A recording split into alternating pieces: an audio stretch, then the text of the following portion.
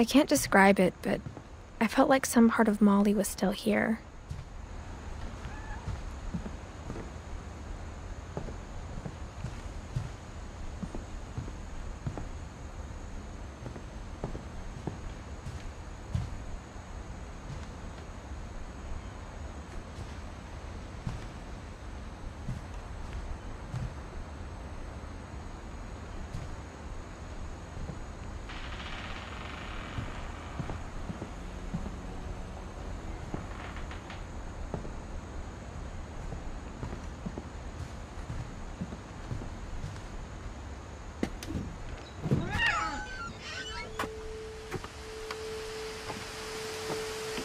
This will be obvious later, but my mom never told me any of these stories.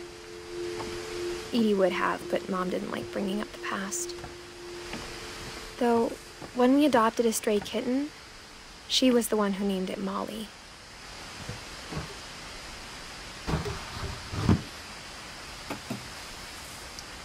I spent a lot of time in Great-Grandma Edie's room.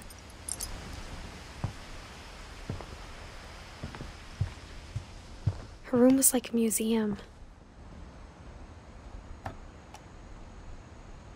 For 500 years, the Finches have been famous throughout Norway for their fortune and misfortune.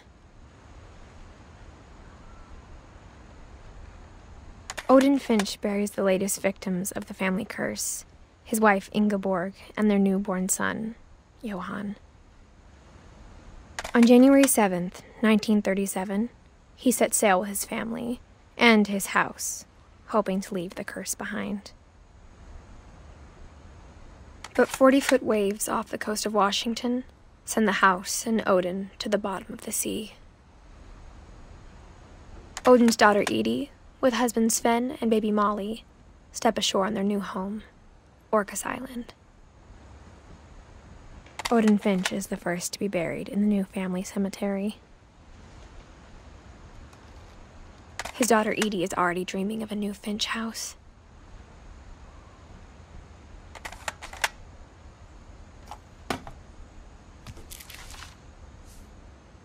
Whatever's wrong with this family, it goes back a long ways.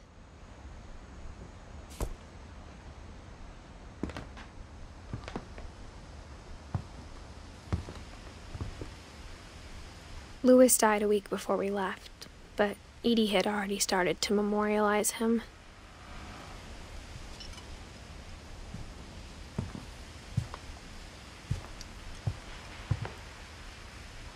When Edie told people Sven was killed by a dragon, she could also have said he was building a dragon-shaped slide that collapsed.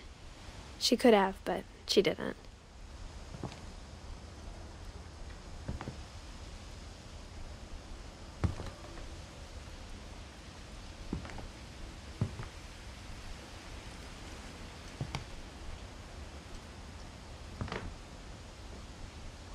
Even in her 90s, sometimes Edie seemed a lot younger than my mother.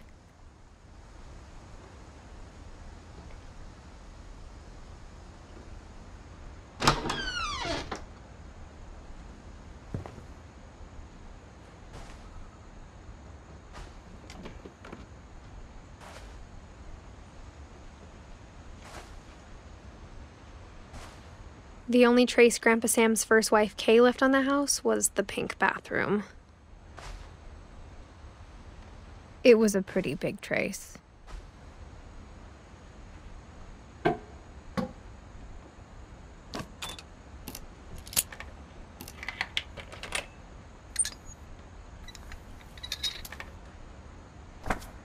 There's a secret in this bathroom. It's in the last place you would look. It isn't in the cupboard. It's hidden in this book.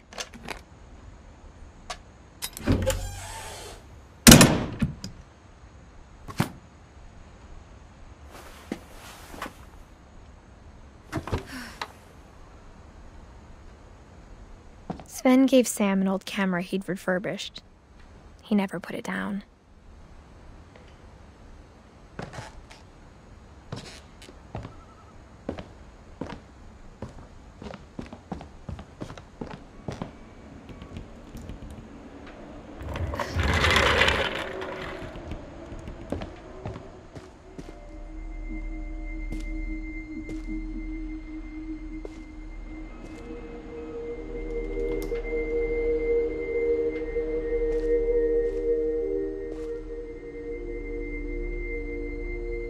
knew Grandpa Sam had a twin, and that he never talked about him.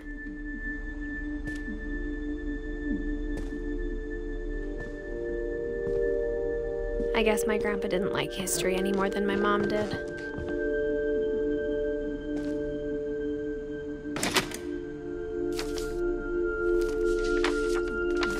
How I Want to Remember My Brother by Sam Finch. The thing I remember is that when he made up his mind, that was it.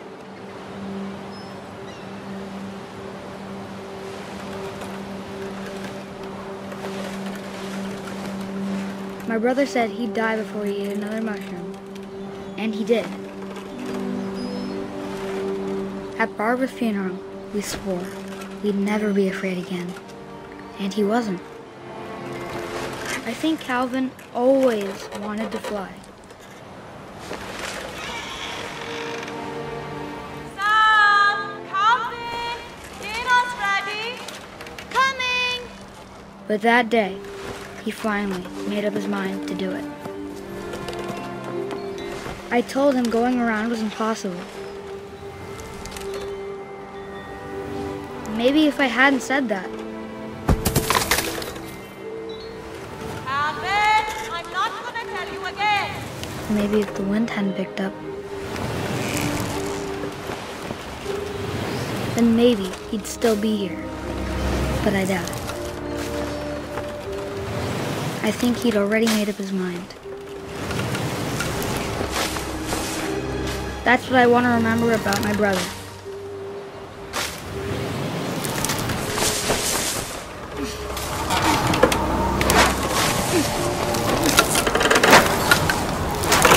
The day he made up his mind to fly. And he did.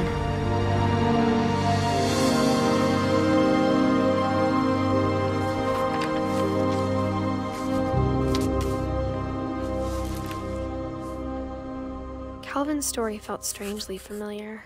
When I was younger, I remember trying to do the exact same thing.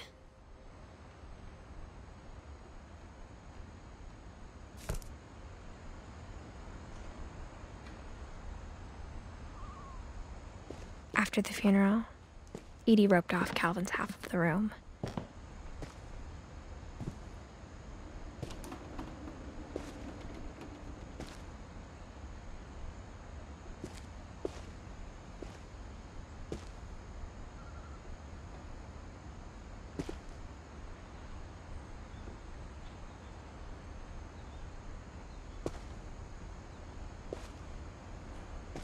Mom said Grandpa Sam enlisted at 18 and never set foot in the room again.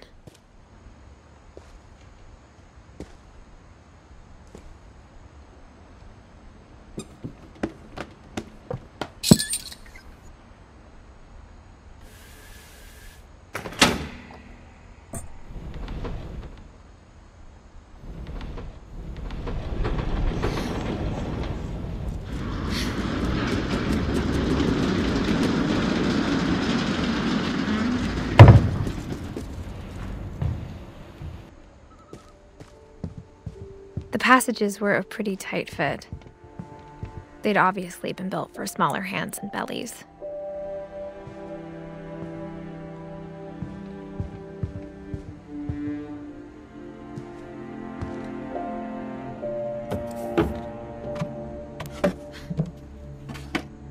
Growing up, I always thought of Barbara as a child star.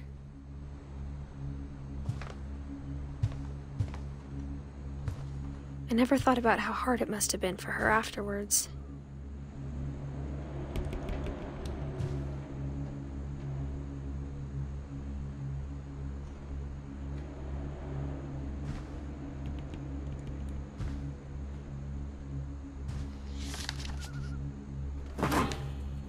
Of all the stories people wrote about Barbara's death, I'm surprised Edie saved this one.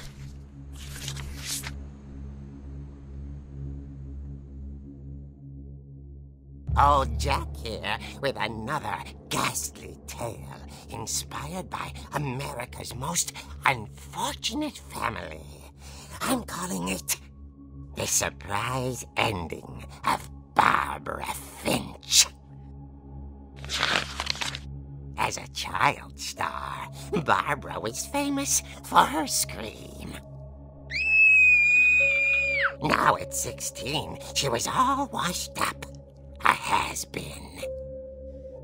But in a lucky break, she'd been asked to perform her signature scream at a local convention for monster movie fans. It was just the boost her career needed. Unfortunately, her scream hadn't aged well. Getting better. I think you just need the right motivation. Her biggest fan and current boyfriend, Rick, was about to demonstrate when... Now that was a great scream. It was Barbara's father, Sven. He'd slipped into a table saw and had to be rushed to the emergency room. So Barbara got stuck babysitting her youngest brother, Walter. Her convention comeback was cancelled. Okay, I'm hearing frustration, but I'm not hearing terror. What if I tried... A gang of hoodlums in Halloween masks have been terrorizing Orcas Island tonight. Police are urging residents to... That came from the basement. You're right! Also, I loved your delivery on that. Why is your basement door locked? Because my dad likes making puzzles and secret passages. There's a key hidden in the music box. The secret is to keep winding and winding until finally the key pops out. Thanks, babe. I'll be back in a sec.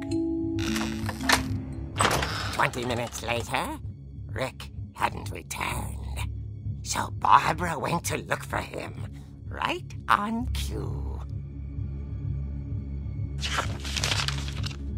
She reached for the music box.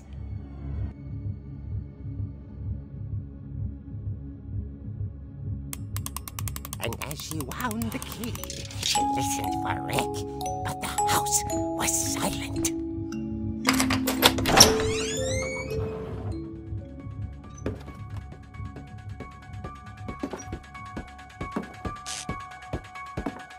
She found Rick's crutch and imagined the worst.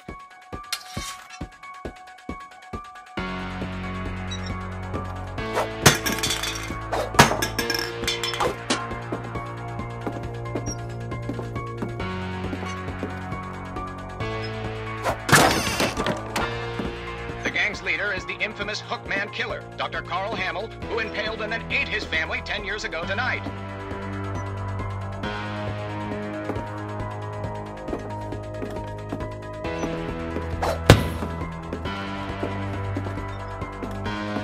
The old fridge rattled and grew still. Oh dear! Oh! Rick? Barb, relax. I was just trying to scare you to help you find your scream. Well, I'm not scared, Rick. I'm furious. Then act furious. All I'm getting from you now is that you're hurt and confused and you're... She threw him out, but she kept a little something to remember him by. Barb, have you seen my other crutch? And she was still holding it when she fell asleep watching the late picture show. Hours later... Barbara! Walter, what's going on up there? Ah! Okay, I'm coming up, but if this is a trick, you're dead, Walter.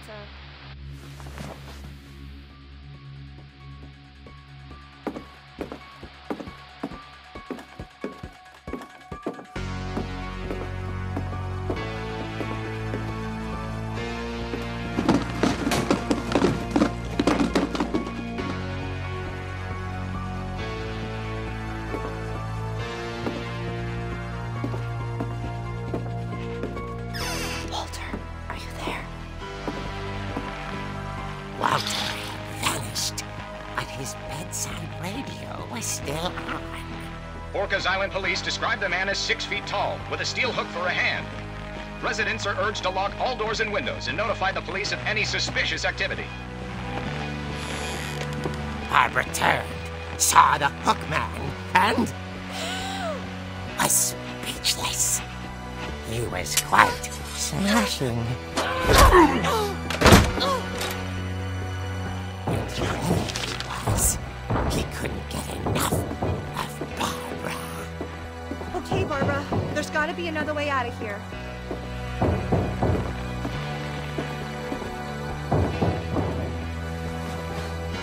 That night, she played her part beautifully.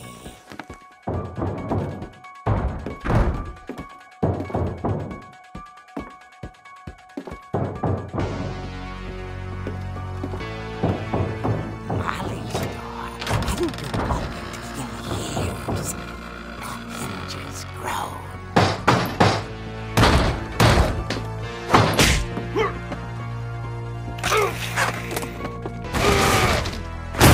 He wasn't moving, but she sensed the story might not be over yet.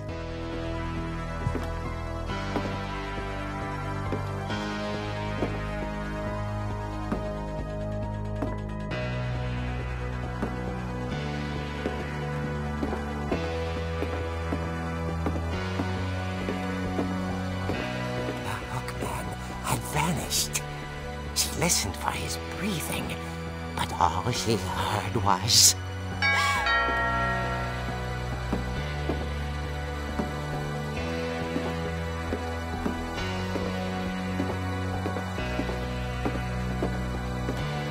Someone at the door was dying to speak to young Barbara. At the door, she heard whispering. Was coming from inside the house.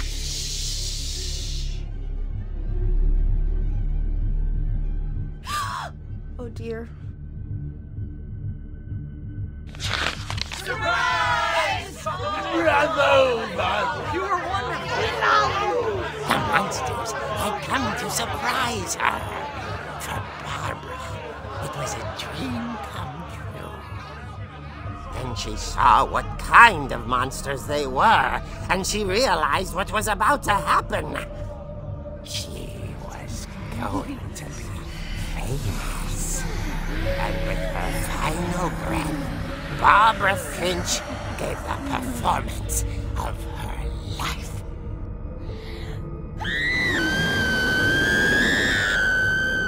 I wasn't there myself, but I hear Barbara was magnificent. Poor girl. She had a taste for stardom. But unfortunately, so did her fans. Of course, the police blamed it all on poor Rick, who disappeared the same night. And little Walter, hiding under his bed the whole time. He took it all pretty hard, but that's another story. As for Barbara, tucked inside the music box is all they ever found of her. Her ear. Now that's what I call a real eerie tale.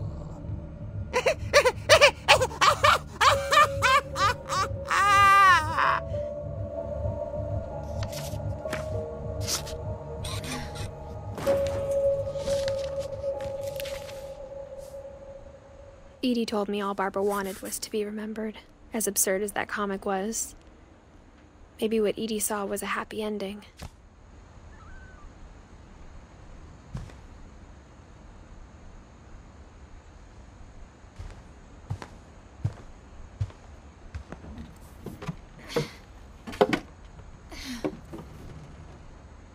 I guess now I know why Mom didn't like me playing with the music box.